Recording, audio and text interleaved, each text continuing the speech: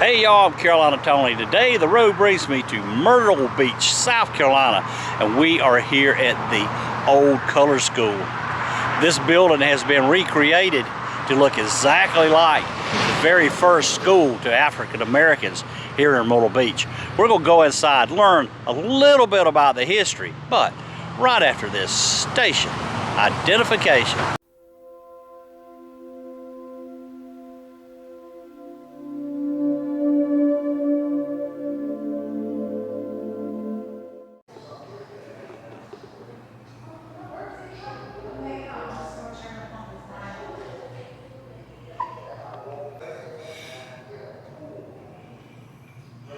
It's a Western flower.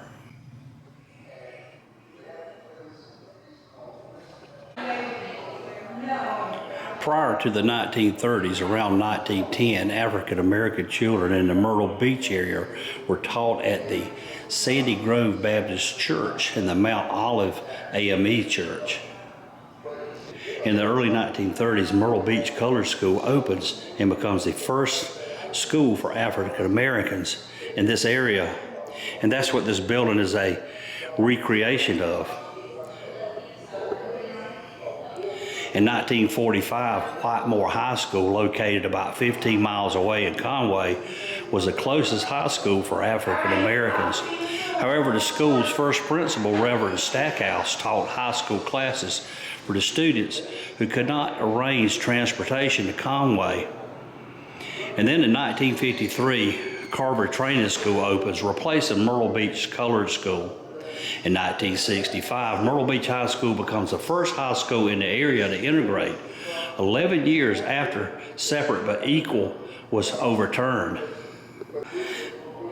Then in 2006, after years of hard work and dedication, the school's former students, the historic Myrtle Beach Color School Museum Education Center was opened right here on Joe White Avenue.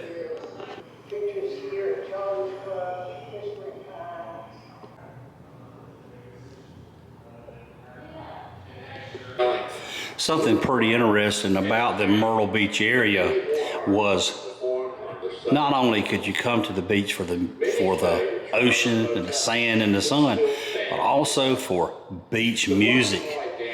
And something kind of different happened in those days is black folks and white folks would get together and dance in clubs featuring beach music, which was a spin-off of rhythm and blues.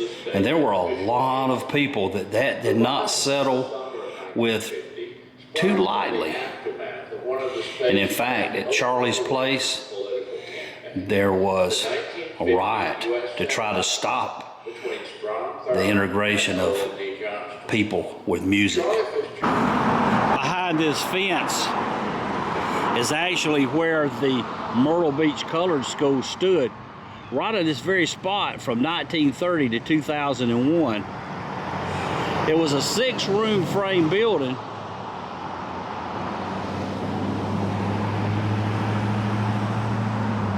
And the school opened in 1932 with 3 teachers and 113 students. It was on this spot that a club known as Charlie's Place, Charlie and Sarah Fitzgerald opened Charlie's Place as a supper club in 1937. It was a stop on the Chitlin Circuit, nightclubs where black entertainers such as Billie Holiday, the Mills Brothers, Little Richard, Ruth Brown, Otis Redding, and the Drifters performed during the era of racial segregation.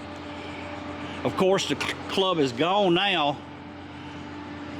The Fitzgerald Motel, built in 1948, it still remains. The motel served black entertainers and travelers who could not stay in white-only hotels. And this is part of the original hotel.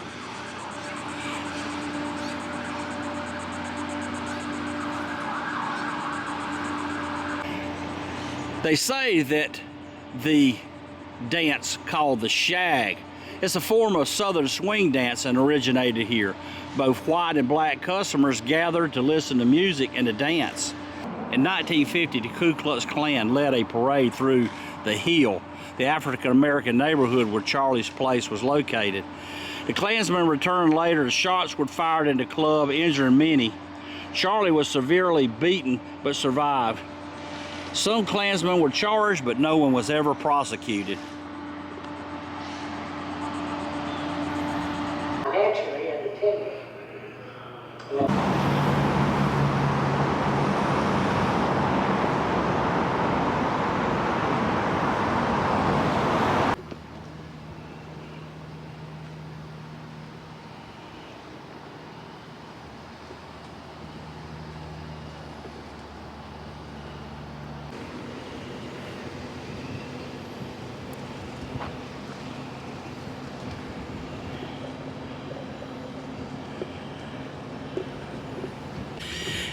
Unlike just about everywhere else on the Grand Strand, you have to pay to park and then walk forever to get to the beach. This is still one of the places that you can come and not have to pay.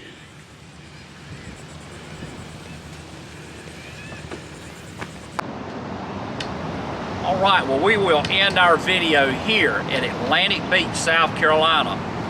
From the 1930s to the 1970s, Atlantic Beach was the only place on the East Coast that black families couldn't come and enjoy the beach because of segregation laws and all.